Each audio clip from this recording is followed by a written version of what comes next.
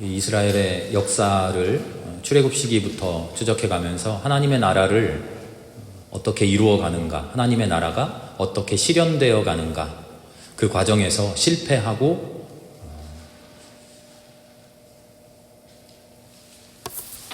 좌절하는 우리 인간의 모습, 그럼에도 불구하고 하나님께서 아름답게 인도해 가시는 그 과정을 우리가 따라가 보는 중입니다. 사울 시대에 우리가 사울 왕을 나쁜 왕 이렇게만 알고 있습니다만, 사실 사울 왕권 때는 초기 평등을 추구했던 이스라엘의 신앙 전통을 따라서 왕권이 제한되어 있었죠. 그런데 다윗과 솔로몬 시대에는 그렇게 제한되었던 왕권이 오히려 강화되면서 오히려 하나님의 이상을 침해하기 시작합니다. 다윗과 솔로몬의 시대가 물질적으로 매우 풍요로운 시대였다고 우리가 알고 있습니다. 그런데 그 풍요로움은요, 사실 이스라엘의 평등사회의 정신과는 어울리지 않는 것이었어요. 풍요의 대가로 잃어가는 게 더 많았기 때문이죠. 하나님께서 우리에게 허락하시는 아름다운 세상은요, 다른 사람들처럼 잘 먹고 잘 사는 그런 세상이 아니고요, 누구보다 뽐내는 그런 세상이 아니고요, 뽐내지 못하더라도 그럴듯하게 호텔 뷔페 못 먹더라도 집에서 라면에 밥 말아 먹더라도 서로가 사랑하며 행복한 세상, 하나님은 그런 세상을 꿈꾸시는 것이죠. 그런데 다윗과 솔로몬의 시대는 그런 하나님의 이상을 뒤로 하고 세상이 원하는 화려함을 찾아갑니다. 다윗 시대는요, 나라의 제일 중요한 급선무가 블레셋과의 대결에서 승리하는 거예요. 그래서 전쟁을 수행하는 것이 가장 큰 국가 사업이었습니다. 그래서 국가의 물자 조달을, 다행히도 다윗이 전쟁을 참 잘해서요, 주변 나라들을 정복하면서 전리품을 빼앗아 옴으로써 나라의 재정을 충당해 나갑니다.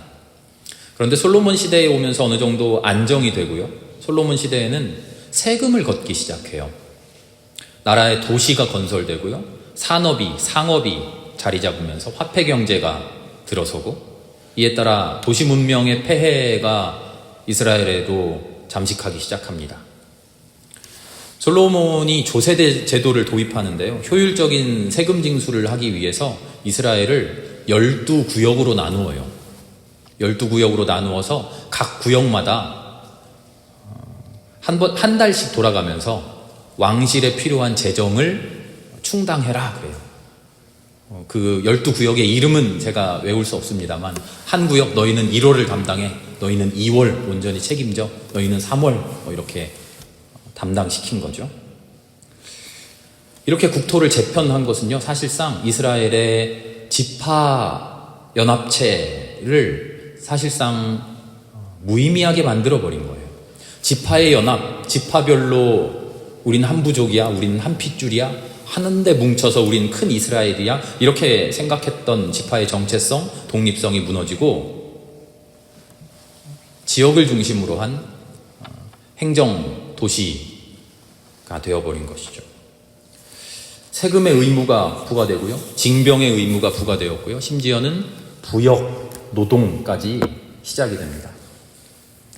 열왕기상 9장을 보면요, 솔로몬이 온 나라에 벌였던 엄청난 토목공사 리스트가 쭉 나와요.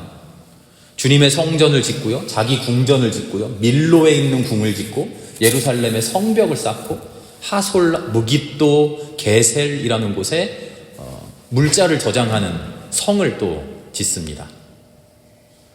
강제 노동자를 동원해서 수많은 양곡 저장하는 성읍을 짓고요, 병거가 주둔하는 성읍을 짓고요, 기병이 주둔하는 성읍을 세워요. 토목공사를 엄청나게 일으킨 것이죠. 그래 놓고는 변명이라고도 하듯이 이렇게 토목공사를 많이 하긴 했지만 그래도 이스라엘 사람을 동원하진 않았습니다. 이스라엘 사람을 노예처럼 부리지는 않았어요 라고 열왕기상 9장에 적혀 있어요. 그런데 이 말은 사실 거짓말이죠. 초기에는 그랬을지 모르지만 솔로몬 시대 후대로 가면 이스라엘 온 나라 사람들이 강제 노동에 시달린 것을 알게 됩니다. 그 증거가 솔로몬이 죽고 난 다음에 나라가 북이스라엘과 남유다로 갈라지게 되잖아요. 그 갈라지게 되는 원인이 뭐였죠? 물론 이미 원인이 쌓여 있습니다만 그 촉발시킨 사건이 솔로몬의 아들이 르호보암이 왕위에 오르면서 백성들이 르호보암에게 요구하잖아요. 우리 강제 노동을 좀 낮춰주십시오. 그랬더니 르호보암이 뭐라고 대답합니까? 아니다. 우리 아버지의 채찍이 가죽 채찍이었다면 나는 쇠 채찍으로 때리겠다 하고 강제 노역을 더 심하게 하잖아요. 모든 이스라엘 사람이 이미 그때 강제 노역에 동원되고 있었던 거죠.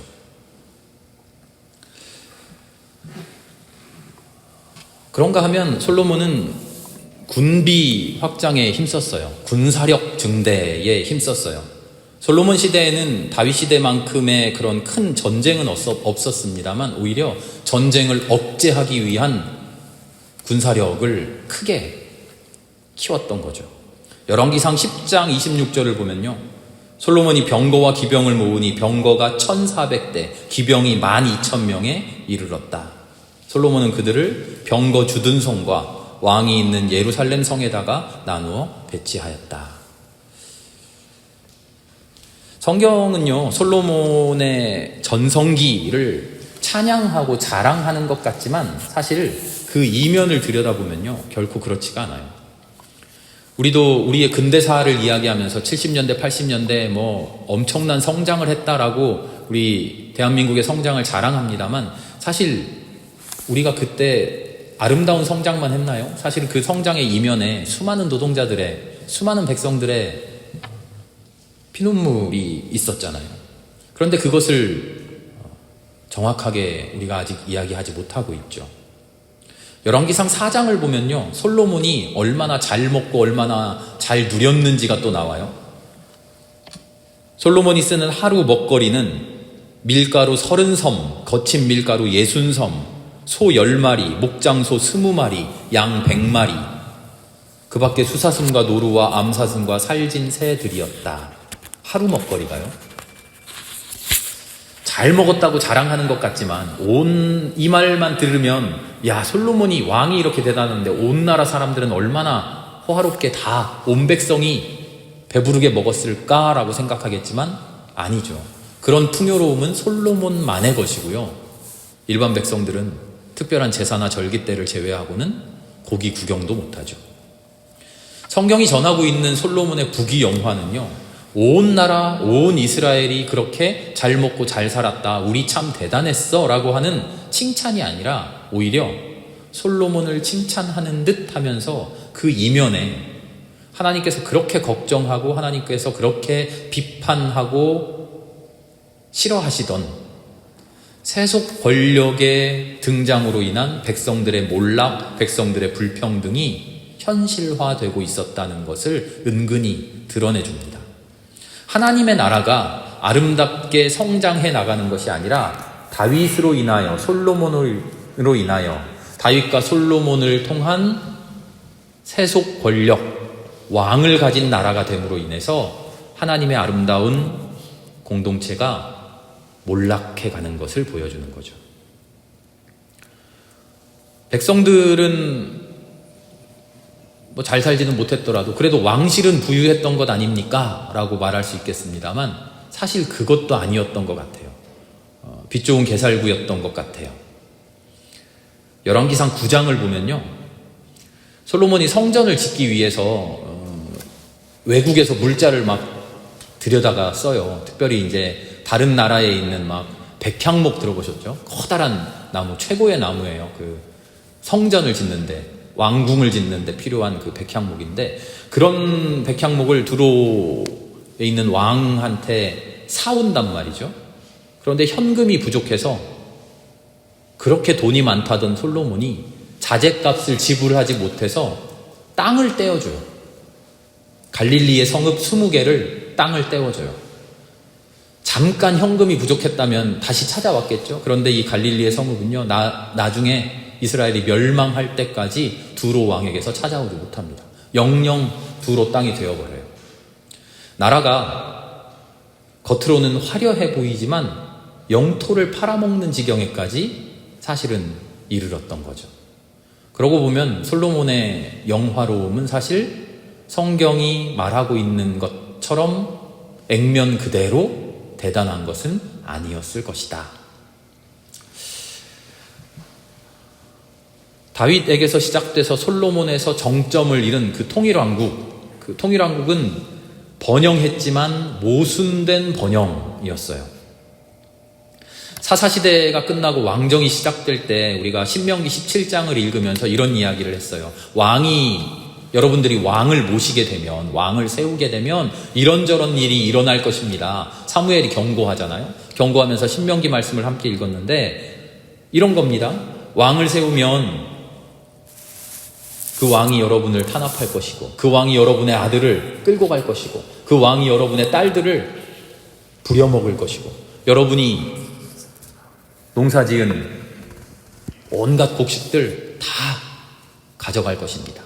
그래서 여러분을 다스리는 중간 관리들, 신하들만 배불릴 것입니다. 하는 그런 이야기를 하죠.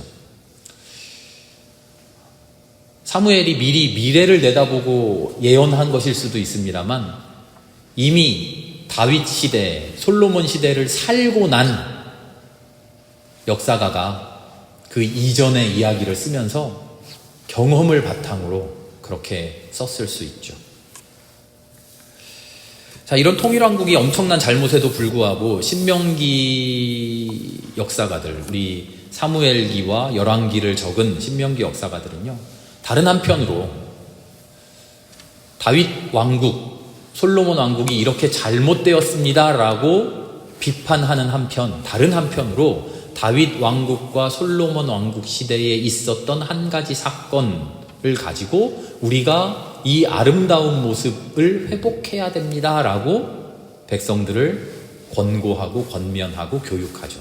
그게 바로 성전 이야기죠. 다윗이, 솔로몬이 성전을 귀히 여기고 하나님을 섬기는 일에 힘썼다라고 하는 그 사실에 집중해서 우리가 성전을 중심으로 하나님을 온전히 섬길 때 지금 열왕기가 쓰여지고 사무엘기가 쓰여지는 때가 언제라 그랬죠? 바벨론 포로 시대라 그랬잖아요. 지금 우리나라가 멸망하고 식민지 시대를 살고 있는 이 위기를 극복할 수 있는 힘은 다윗 시절에, 솔로몬 시절에 하나님의 전을 사모하고 하나님의 전에서 하나님 만나고 뜨겁게 기도했던 그 신앙을 회복하는 겁니다 하고 그 이야기를 해주는 거죠. 그 성전 이야기,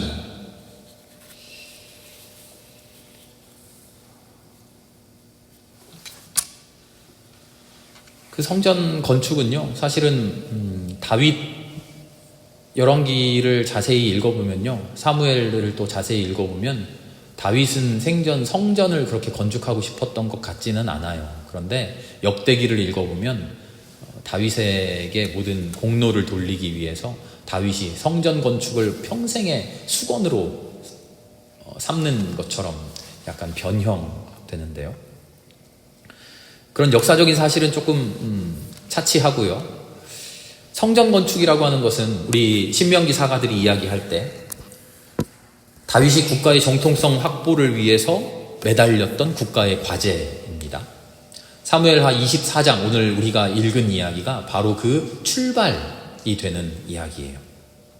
다윗 왕조의 핵심적인 근거지, 그리고 바벨론 포로 시대에 우리가 신앙을 회복해야 된다라고 한 그 중심이라고 생각했던 그 성전 땅을 마련하는 경위가, 그 이야기가 상세하게 적혀 있어요. 그러면서 이 사무엘기를 쓴 이 역사가는요, 이 이전의 역사, 과거의 역사를 교묘하게 편집해요. 편집이라고 하니까 조금 용어가 이상한데요, 역사를 교묘하게 해석해요. 사실은 역사의 해석이 중요하죠. 역사의 사실관계가 중요한 게 아니고요, 역사를 어떻게 해석하느냐가 중요해요. 우리 며칠 전에 3.1절 지냈잖아요. 3.1절 지내면서 TV를 보니까 여러 프로그램들마다 3.1운동에 대한 이야기들을 많이 하더라고요. 그런데 그 모든 이야기의 핵심이 뭐냐면 3.1운동이 어떻게 일어났고 누가 무슨 일을 했고 어떻게 됐고 누가 뭐 어떻게 잡혀갔고 누가 죽었고 하는 그런 사실관계를 이야기해 주는 게 아니라 그 일이 어떤 의미가 있었고 그 일로 인해서 우리가 어떤 것을 배워야 되고 하는 것을 계속 집중해서 알려주거든요. 똑같아요. 성전 이야기도 그 일을 통해서 우리가 무엇을 배울 것인가, 그 일을 어떻게 해석할 것인가 하는 거죠. 오늘 우리가 함께 읽은 사무엘하 24장의 이야기를 성경을 쓴 역사가가 어떻게 해석해 가는가, 그 이야기를 잠깐 들려주려고 합니다. 오늘 이야기는요, 다윗의 인구조사에서 시작해요. 솔로몬이 조세제도를 확립한다 그랬잖아요. 세금을 매기기 시작을 하는데요. 그 출발은 다윗의 인구조사에서부터 출발을 합니다. 인구조사를 제대로 해야 세금 부과를 하잖아요. 사람 머릿수대로 부과를 하니까요. 그런데 사무엘하 24장을 보면요, 이 인구조사를 하나님이 명령했다 그래요. 하나님이 명령한 인구조사를 다윗이 9달이나 걸려가지고 겨우겨우 인구조사를 마치고 요압 장군이 다윗에게 그 결과를 보고하니까 다윗의 반응이 좀 이상해요. 하나님이 명령한 일을 내가 완수했습니다 하고 뿌듯해하는 게 아니라 내가 큰 죄를 지었습니다 하고 하나님 앞에 엎드려서 죄를 빌어요. 벌을 달게 받겠습니다. 이상하지 않나요? 하나님이 명령하셨는데 하나님이 명령한 일을 잘 해놓고는 하나님 앞에 내가 큰 죄를 지었습니다 한다는 거죠. 이 이야기는요, 실제로 일어난 사건들과 그 사건에 대한 백성들의 해석, 그리고 사건에 대한 왕실의 해석, 역사적인 해석들이 뒤섞여 있어요. 역사적인 사실, 팩트를 우리가 추적해보자면 아마 이런 일이었을 거예요. 성경은요, 다윗이 잘못을 하나님께 구하니까 하나님이 너 무슨 벌을 받을래? 골라라 해가지고 셋 중에서 고른 벌이 역병, 그래서 이스라엘의 역병이 창궐했다 그렇게 서술을 합니다만, 아마도 실제로 일어났던 역사적 사실을 추정해보면 이스라엘의 역병이 일어난 게 제일 먼저였을 거예요. 역병이 일어나니까 사람들이 생각합니다. 이 재난의 원인이 뭘까? 왜 이런 엄청난 재난을 우리가 당하지? 그러면서 사람들은 그 원인을 어디에서 찾기 시작했냐면 몇 달 전에 있었던 다윗의 인구조사에서 찾기 시작한 거죠. 전염병이 돌기 전에 있었던 다윗이 인구조사를 했었는데, 하나님이 진노하셔서, 그 일 때문에 하나님이 진노하셔서 백성들에게 재앙이 찾아온 거야 라고 백성들이 해석을 하기 시작한 거예요. 나라에 일어난 재앙을 왜 인구조사에서 찾았을까요?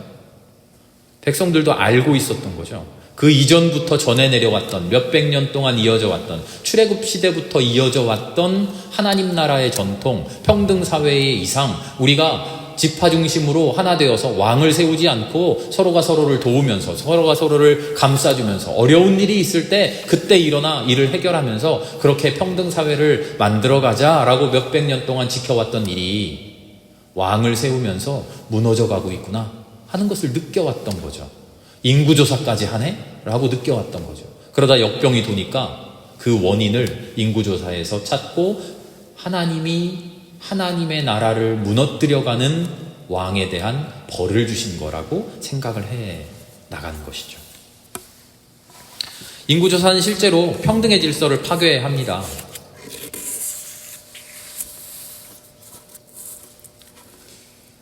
그래서 비난의 화살이 다윗에게로 가죠. 하나님이 다윗의 죄를 벌하시기 위해서 3가지 재앙을 이제 다윗에게 고르라고 합니다. 너 7년 동안 이스라엘에 흉년이 드는 게 좋겠어? 아니면 원수들이 너를 쫓아다녀서 너 3달 동안 도망가는 게 낫겠어? 아니면 온 나라에 3일 동안 전염병이 드는 게 낫겠어?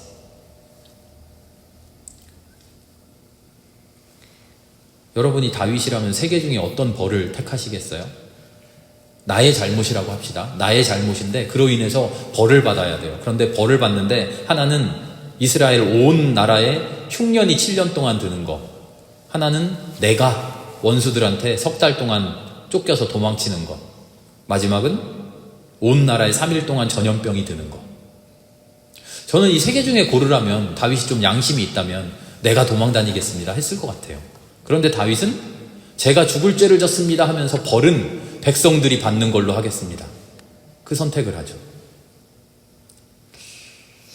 여기에 다윗의 비겁함이 드러나고요. 이 세 가지 벌 중에 다윗이 자기가 벌 받는 게 아니라 백성들이 벌 받는 것을 선택했다라고 하는 그 사실, 민중의 다윗을 향한 조롱 혹은 비아냥이 그 안에 들어있는 거죠. 그런데 이 이야기 속에서 다윗이 하나님 나라의 이상에 반대되는 세상 권력을 추구하는 일을 해나갑니다. 그래서 이스라엘이라고 하는 나라가 하나님의 나라로 가지 못하고 세상 권력으로 가고 있습니다 하는 한 가지 비판. 그러나 다른 한편으로는 그럼에도 불구하고 우리가 아름다운 세상을 다시 회복하기 위해서, 하나님의 은혜를 회복하기 위해서 다윗이 세웠던 그 아름다운 성전을 회복해야 됩니다 하는 이 두 가지 이야기가 섞일 수가 없잖아요. 다윗은 이렇게 생각하면 나쁜 임금인데 이렇게 생각하면 좋은 임금이죠. 이 두 가지를 교묘하게 섞어내는 역사가의 해석이 여기에 이제 등장합니다.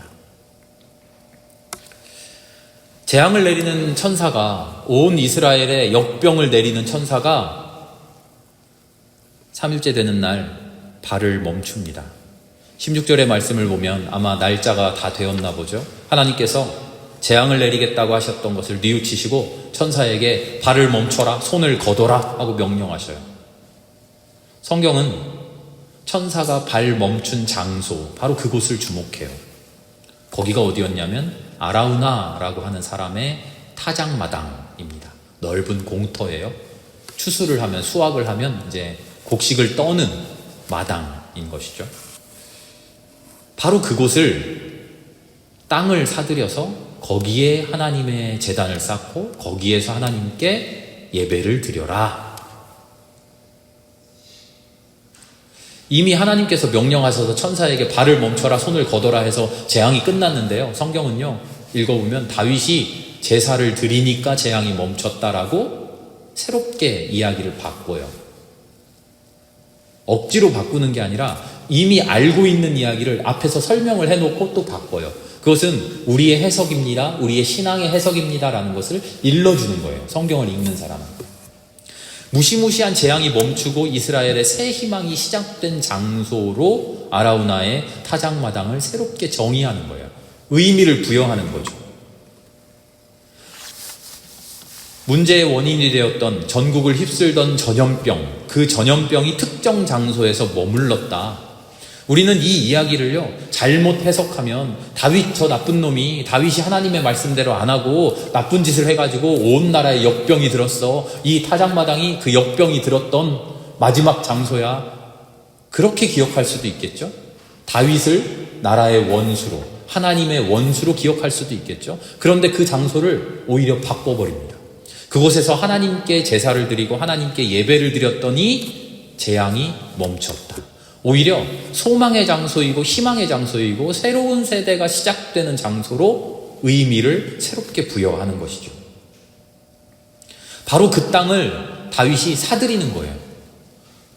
일부러 돈을 들여가지고 그 땅을 사들여요. 그 땅을 사들이고 그 땅에 의미 부여를 하고 그 땅을 성소로 만들고 그 땅을 성전으로 만들어가는 거죠. 나라가 몰락하고 민심이 뒤흔들리는, 나라의 근본이 흔들릴 수 있는 바로 그 장소를 오히려 나라를 굳건히 세우고 민심을 하나로 모을 수 있는 신앙의 장소로, 신앙의 중심의 장소로 탈바꿈시키는 거죠. 이 아주 기막힌 반전이죠. 성경은 다윗을 가장 곤란하게 만들었던 사건 혹은 다윗이 잘못했던 사건, 그 사건을 가지고 오히려 다윗을 신앙의 영웅으로 우뚝 세우는 사건으로 변화시키는 거죠. 아라우나가 그 땅을 드리겠습니다, 공짜로 바치겠습니다 라고 하는데도 일부러 다윗은요, 굳이 값을 치르고 땅을 사들여요. 거룩한 성전이 되는 곳은 다윗이 헌신해서 사들인 그 땅이라는 거죠. 우리가 다윗 이야기를 읽으면서 계속 수요 예배 시간에 말씀드리는 사실이 있어요. 두 가지 이야기가 계속 중첩되고 있다는 거죠. 한편으로는 다윗은 위대한 왕이야 라고 이야기하면서 다른 한편으로는 다윗 때문에 다 헝클어졌어.